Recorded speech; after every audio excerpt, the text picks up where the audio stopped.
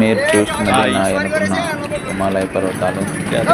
గుర్రాల మీద వెళ్ళి డోలి మీద నుంచి ఎంతో కష్టతరమైన యాత్ర ఈ కేదార్నాథ్ యాత్ర.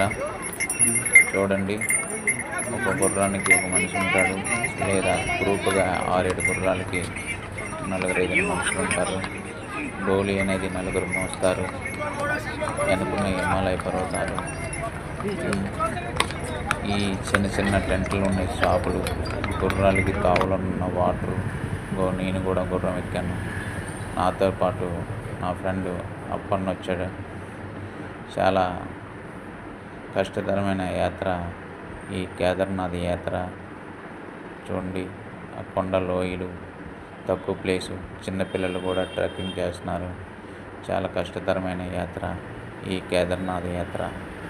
తప్పనిసరిగా అందరూ జీవితంలోనే ఒక్కసారైనా ఈ కేదార్నాథేశ్వరుని దర్శించుకుంటారని మనస్ఫూర్తిగా కోరుకుంటున్నాను.